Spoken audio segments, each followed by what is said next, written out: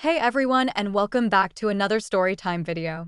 In this video, we're gonna be looking at the subreddit r/malicious compliance. If you're not already a subscriber, do consider subscribing so that you never miss out on another video. But for now, let's sit back, relax, and enjoy these funny Reddit stories. Sent home for dress code violation. Calls managers to reassess priorities. Some years ago, in the early 2000s, I worked at a call center for a major self-storage company. It was an excellent job in many ways. The pay was reasonable, the job came with opportunities for promotion, and if you showed specific skills or talents, you'd often get a chance to apply them. My talents run to customer service, problem solving, diplomacy, and writing. So I was placed on what they called the support desk, where I would handle calls from property managers and customers all across the country when a reservation went away for any reason whatsoever. Not to boast, but rather to make clear my value to the company in this role. I won an award at the annual company party for my performance after only 6 months on that job. Unfortunately, about a year after I took on the assignment, I found myself facing a major mental health crisis and turned in my 2 weeks' notice. A year later, I reapplied for my old job, but there was no opening on support staff, so they assigned me to sales until a slot opened up. Fine. I was grateful for the work, and they would still occasionally pull me off the phone to help with administrative duties or to assist with tricky reservation issues, so I wasn't just maddeningly repeating the same script all day. Problem was, the operations manager for the center had quit in disgust when his boss got in his face over some minor charges on an expense report for a business trip. This man had been a genius at his job, letting people go early on some days and calling in those favors for overtime when there weren't enough people signing up for it. His replacement was nice, but in over her head, and our numbers of dropped calls had increased while she learned the ropes.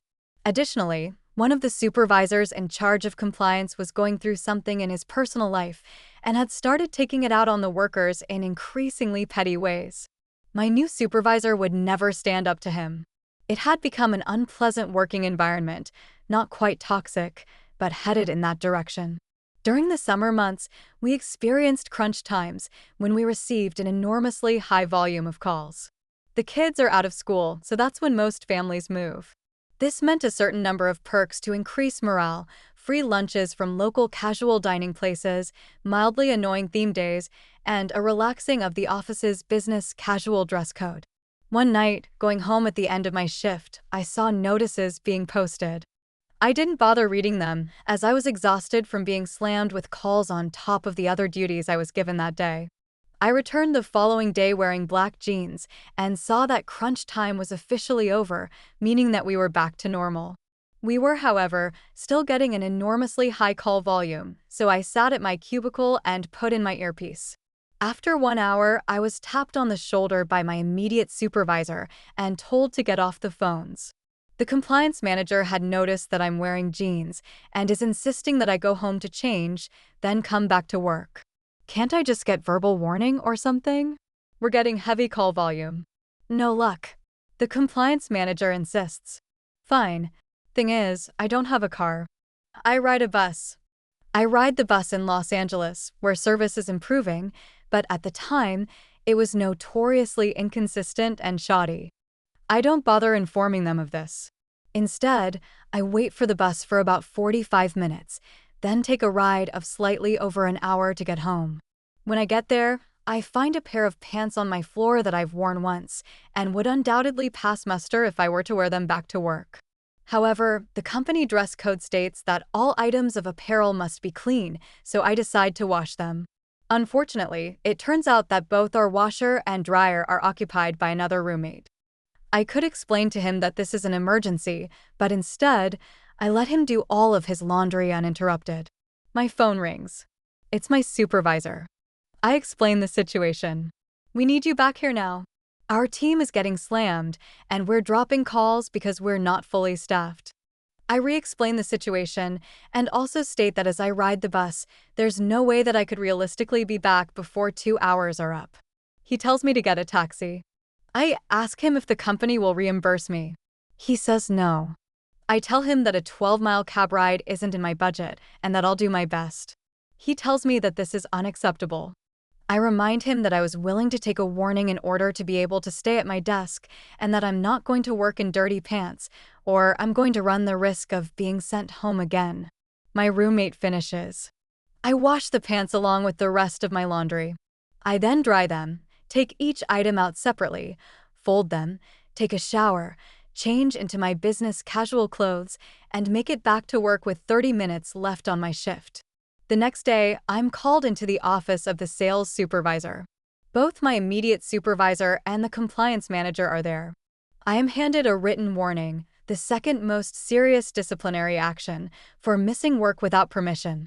I yet again explain the sequence of events and stress that I initially asked to stay at work and was willing to have a verbal warning on my record for the clothing issue.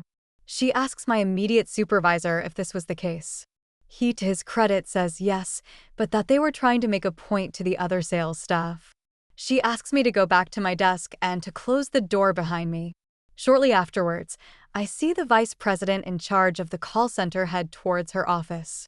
The four of them remain behind closed doors for some time. The next day, I'm informed that my written warning has been downgraded to a verbal one, and I am reminded to check all notices before leaving for the day. I agree to do so, as that was careless on my part. Word then goes out that a minor, first-time dress code violators will be subject to a verbal warning, but are expected to stay at work, especially during heavy call periods.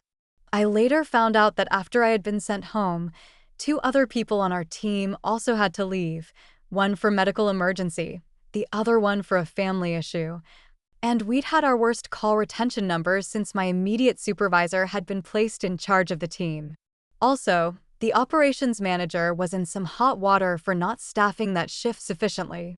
A bit wordy, I know, and the comeuppance wasn't particularly dramatic, but that was fun. And that, my friends, is a fine example of policy getting in the way of purpose. Some managers just need a bit of common sense now and again. Never mess with a landlord, then ask for a reference. So I'm a property manager of the house I live at for discounted rent. This means I am in charge of taking care of the property, finding tenants, making sure rent gets paid on time, basic things that a property manager does. So I had a friend who was looking for a place to live with his girlfriend, and since I knew them, I figured I would help them out.